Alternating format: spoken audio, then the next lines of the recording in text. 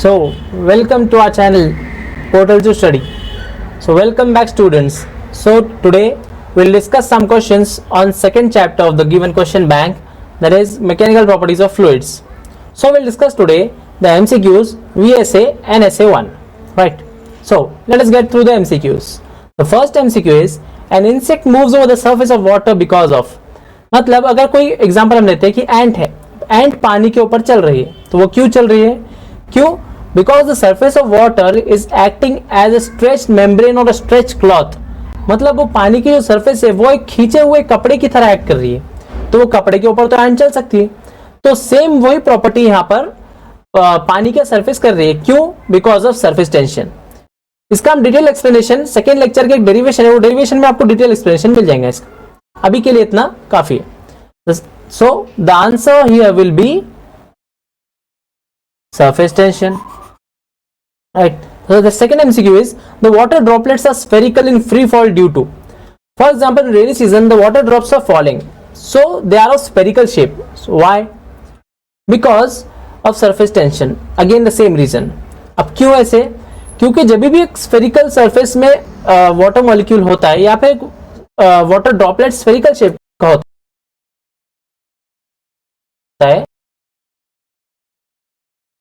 हम हो गया तो उसमें सबसे कम सरफेस एरिया होता है स्फीयर का. अब वो क्यों होता है? क्योंकि जब वाटर मॉलिक्यूल्स का कोहेसिव फोर्स बहुत ज्यादा होता है तो वो आउटर मॉलिक्यूल्स को भी अंदर खींचने की कोशिश करते हैं और इसकी वजह से उनका सरफेस एरिया कम होता है, और यही एक रीजन है सरफेस टेंशन का. तो यहां पर भी आंसर हो गया हमारा अगेन सरफेस टेंशन. अब the third MCQ is surface tension of a liquid at critical temperature is. This is the standard statement or standard definition of critical temperature. That is, the surface tension of a liquid at critical temperature is zero. मतलब एक temperature reach होने के बाद water का surface tension पूरा खत्म हो जाता है, तो वो टेम्परेचर को बोलते हैं critical temperature. So here the answer will be zero. The next MCQ is the unit of coefficient of viscosity is. अब यहाँ पर आपको कोहेसिव फोर्स का फॉर्मूला मालूम होना चाहिए. अब कोहेसिव फोर्स फॉर्मूला है, कोहेसिव फोर्स का formula F is equal to 6 pi r v. Right. और यहां पर है ईटा. तो यहां पर F है विस्कस फोर्स, R है रेडियस ऑफ कैपिलरी है, रेडियस जो भी वो कंटेनर होगा उसका, V है उसकी वेलोसिटी, और ईटा है कोएफिशिएंट ऑफ विस्कोसिटी. तो हमको यहां पर होना है कोएफिशिएंट ऑफ विस्कोसिटी के यूनिट्स निकालना है, तो हम इसको ऐसे लिख देंगे F upon 6 pi r v. अब 6 पाई तो कांस्टेंट है, F का यूनिट होता है न्यूटन, R का यूनिट होता है R मतलब रेडियस, तो उसका यूनिट होगा मीटर, और V का यूनिट रहता है मीटर पर सेकेंड, दैट इज वेलोसिटी. तो इसको हम ऐसे लिख ले सकते हैं, न्यूटन डिनोमिनेटर का denominator numerator, newton second upon metre square. So here the answer will be newton second per metre square.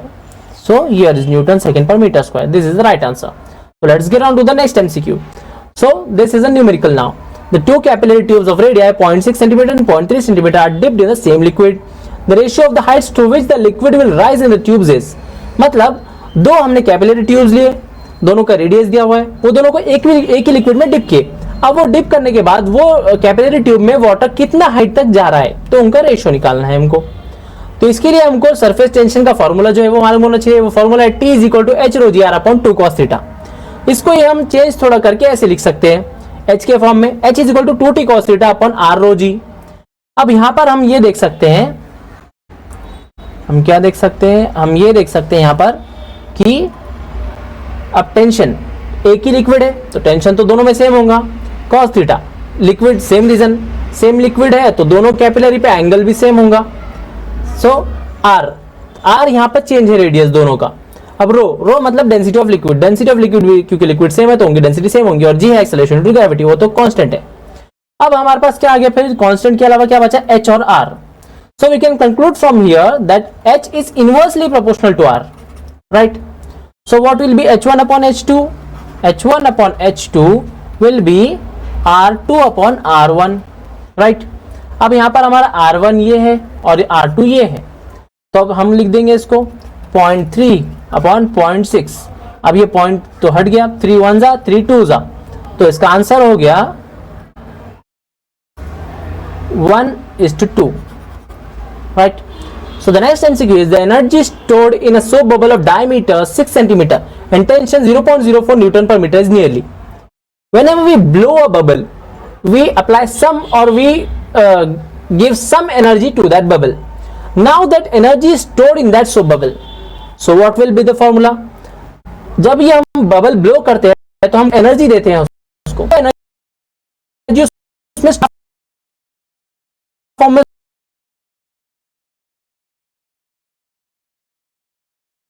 तो जी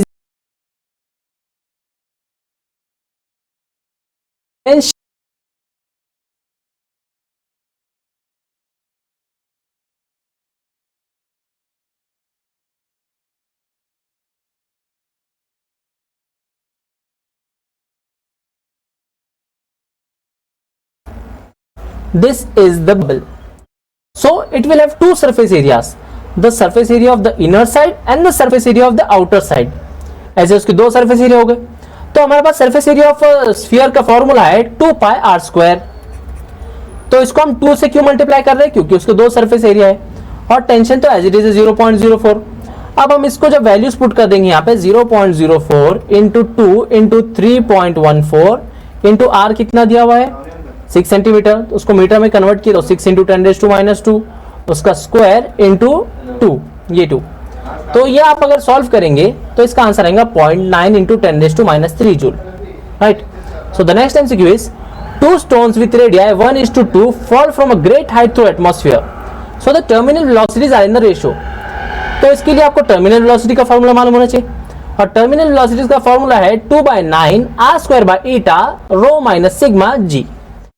अब यहाँ पर v टर्मिनल वेलोसिटी है, r है उसका रेडियस, ईटा है कोएफिशिएंट ऑफ विस्कोसिटी, ρ है density of that material and sigma is density of the medium और g acceleration due to gravity.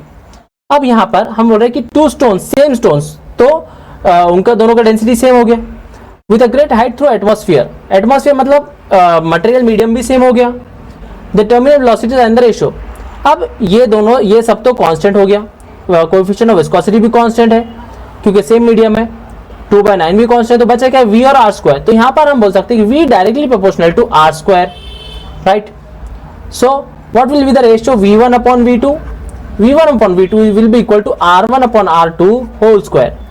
So what is the ratio of r1 upon r2? That is 1/2. So 1/2 square will be 1/4. So the answer here will be 1:4. Right. So this is the end of the MCQs. Let us now move forward towards very short answer questions. So the first question is what is surface film? Surface film क्या है? अब हमको कोई भी चीज का surface अगर बोले तो हम बोलते हैं कि भाई वो आउटर रीजन या आउटर लेयर है.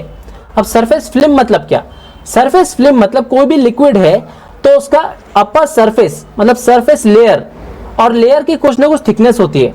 अब यहाँ पर सरफेस टेंशन में सरफेस फिल्म की थिकनेस होती है उसका मॉलिक्यूलर रेंज, या फिर हम बोल सकते हैं कि वो मॉलिक्यूलर फोर्स का रेंज होगा उसका. मतलब एक वाटर मॉलिक्यूल है तो वो कितना दूर तक, उसका कितना डिस्टेंस तक दूसरे वाटर मॉलिक्यूल के ऊपर अट्रैक्शन फोर्स होगा, वो होगा उसका molecular range, molecular force range. तो ये है सरफेस फिल्म. सरफेस फिल्म मतलब और एक बार हम देख लेंगे क्या होता है. एक अपर लेयर होंगी और लेयर का थिकनेस होगा मॉलिक्यूलर फोर्स अट्रैक्शन रेंज का. Right. So next, what is cohesive forces? Cohesive forces मतलब क्या? कोहेसिव फोर्सेस मतलब the force of attraction between the substance of the same molecule.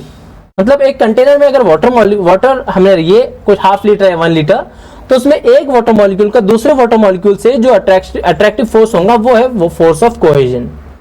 So the next question is what will be the shape of the liquid meniscus for obtuse angle of contact? अगर angle of contact obtuse है तो वो surface of meniscus या फिर shape of liquid meniscus क्या होगा? तो वो हम यहाँ पर ये डायग्राम से देख सकते हैं. अब यहाँ पर 2 डायग्राम है, एक में ऑब्ट्यूज एंगल ऑफ कांटेक्ट है, एक में एक्यूट एंगल ऑफ कांटेक्ट है. अब ऑब्ट्यूज एंगल ऑफ कांटेक्ट कब होगा? जब वो लिक्विड का कोहेसिव फोर्स अधेसिव फोर्स से ज्यादा होगा. मतलब वो लिक्विड मॉलिक्यूल्स का खुद का attraction force compare to force of attraction between that container, wall of container and the liquid. तो कौन सा ज्यादा होगा? Cohesive force. मतलब force of attraction between the liquid molecules will be higher. तो वो जब होगा तो हमको ऐसा मेनिस्कस मिलेगा और इस मेनिस्कस को हम नाम देते हैं convex meniscus. So the shape of the liquid meniscus for obtuse angle of contact will be convex meniscus.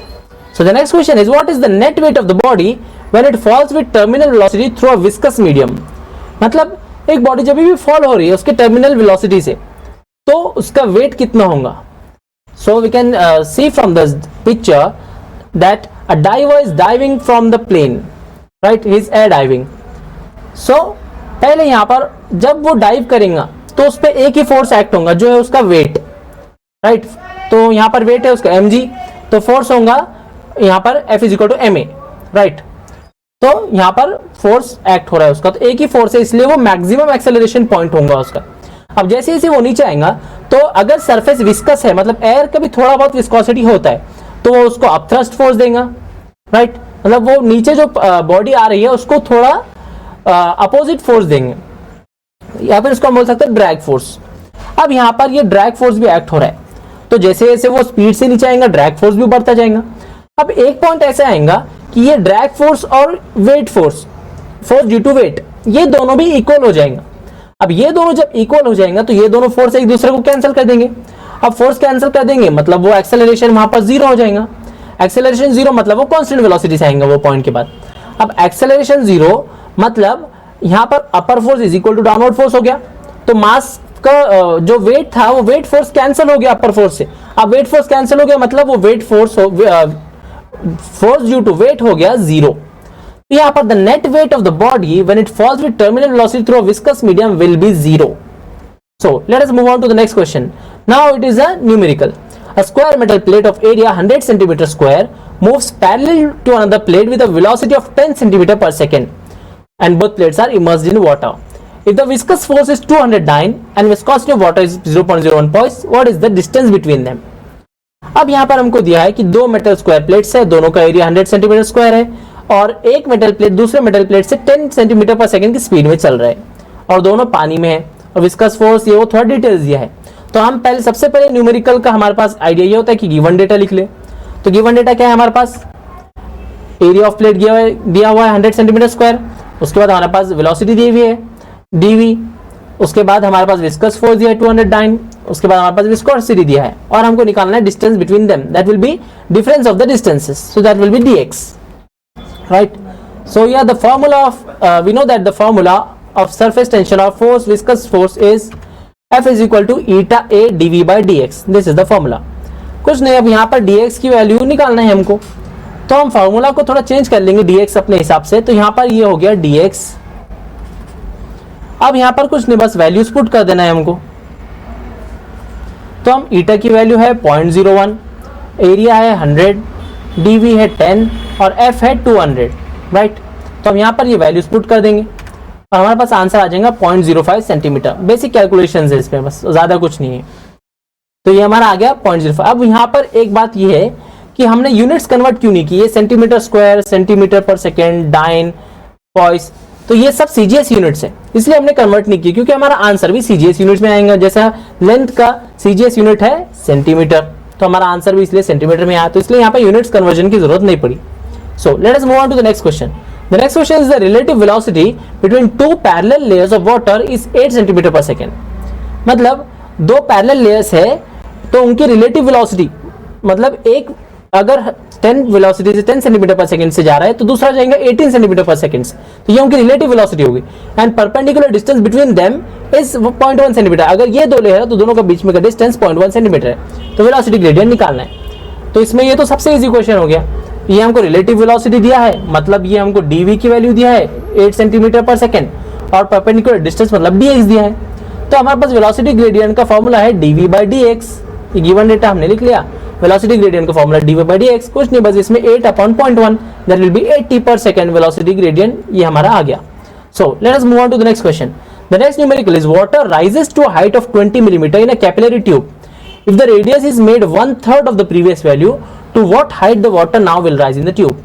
मतलब एक 20 mm की कैपिलरी ट्यूब हमने वाटर में डिप किए, अब उसका रेडियस हमने 1/3 कर दिए, मतलब अगर पहले 9 सेंटीमीटर था तो अब 3 सेंटीमीटर कर दी, तो अब उसके हाइट मतलब पानी कितना हाइट ऊपर जाएगा उसको.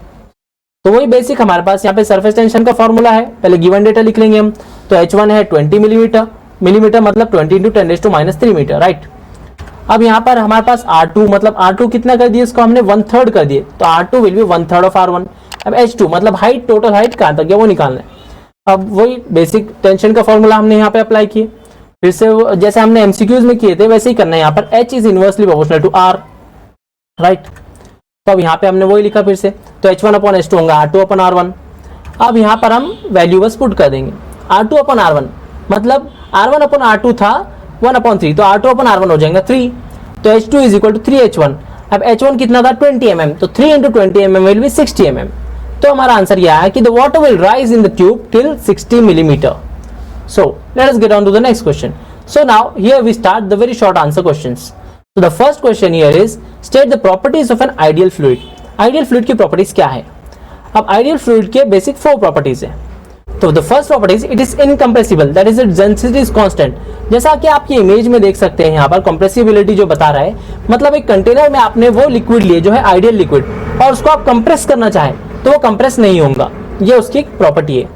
Second, its flow is irrotational, that is its flow is smooth and there are no turbulences in the flow। ये आपको आगे के क्वेश्चंस में पता चलेगा। हमारे पास एक और एक क्वेश्चन है स्ट्रीमलाइन एंड टर्बुलेंट फ्लो, इसमें उसका आपको एक्सप्लेनेशन मिल जाएगा। The third point is it is non-viscous, that is there is no internal friction in the flow, the fluid has no viscosity। जैसा कि आप यहाँ पर इमेज में देख सकते हैं कि ये कुछ कंटेनर्स है जो हॉरिजॉन्टल पोजीशन में रखे हुए और उनके अंदर का जो लिक्विड है वो बाहर आ रहा है। तो विस्कोसिटी मतलब अपन बेसिकली बोल सकते हैं कि थिकनेस और स्टिकीनेस ऑफ द फ्लूइड। तो जैसा कि आप देख रहे हैं कि यहाँ पर फ्लूइड अच्छा स्पीड से आ रहा है, यहाँ पर उसकी स्पीड थोड़ी कम हो गई, यहाँ पर और कम, यहाँ पर इतना थिक है कि वो आया ही नहीं नीचे, यहाँ पर भी सेम केस।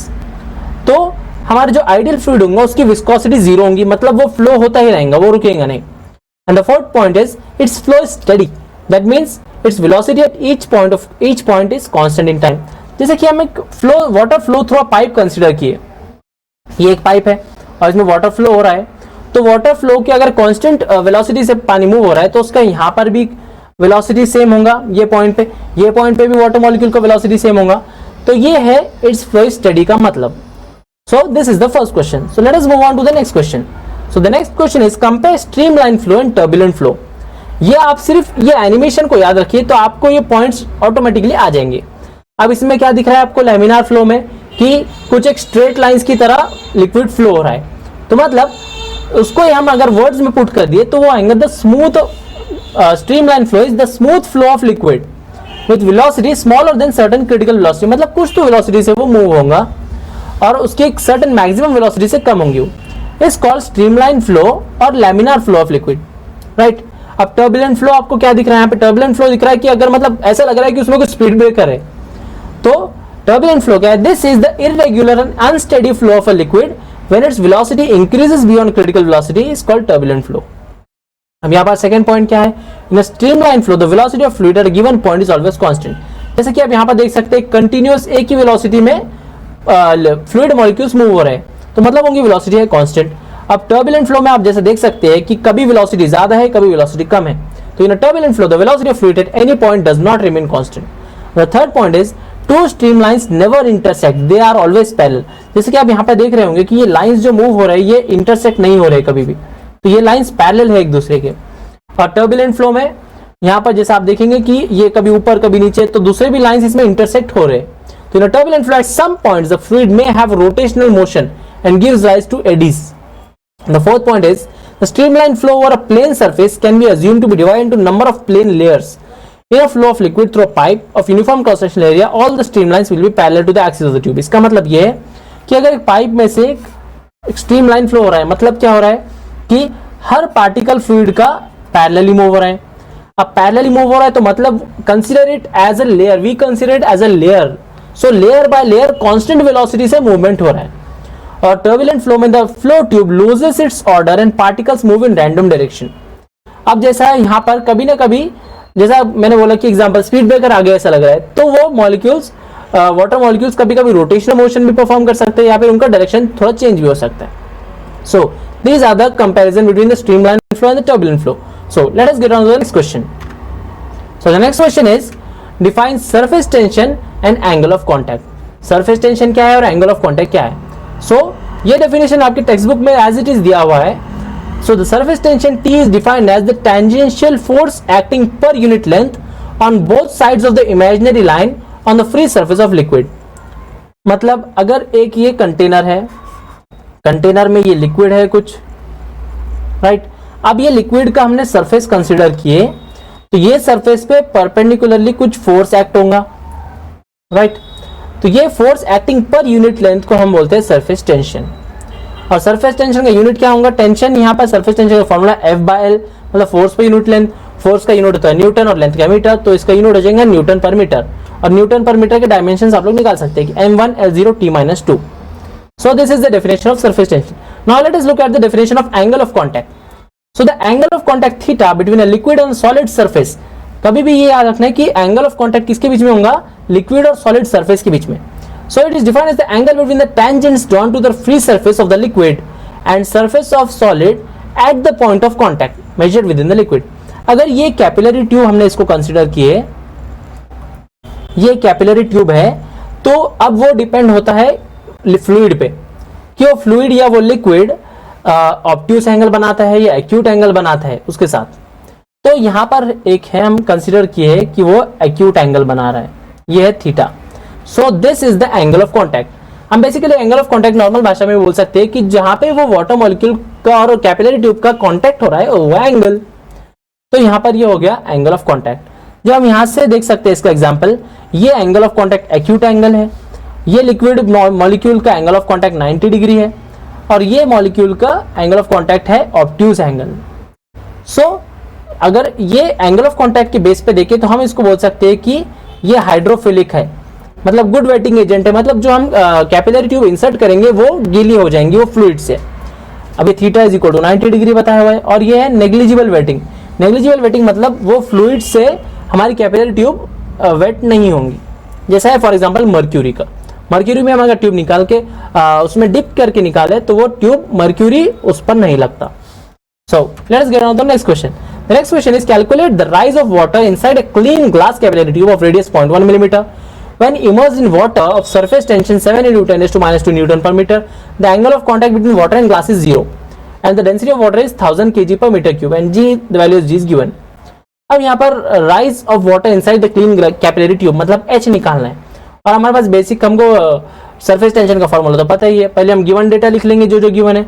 अब गिवन है यहाँ पर radius, surface tension, angle of contact, density of water and G, और H निकालना है, तो वो हमने पूरा गिवन डेटा लिख लिया। अब हमको फॉर्मूला वही मालूम है सरफेस टेंशन का H, उसमें बस यहाँ पर हमने वैल्यूज पुट कर दी। यहाँ पर T की वैल्यू है 7 × 10⁻², theta angle of contact is 0, तो cos 0 इज 1। अब यहाँ पर R है 0.1 × 10⁻3, क्योंकि यहाँ पर मिलीमीटर है तो उसको हमने मीटर में कन्वर्ट किया। और यहाँ पर हमारे पास डेंसिटी है 1000 और ये 9.8। तो अब इसको कैलकुलेशन जब करेंगे तो उसका आंसर आएगा 0.1428 metre. Correct. So let us get on to the next question. The next numerical is a raindrop of radius 0.3 millimeter falls through air with terminal velocity 1 meter per second. The viscosity of air is 18 × 10⁻6 Newton second per meter square.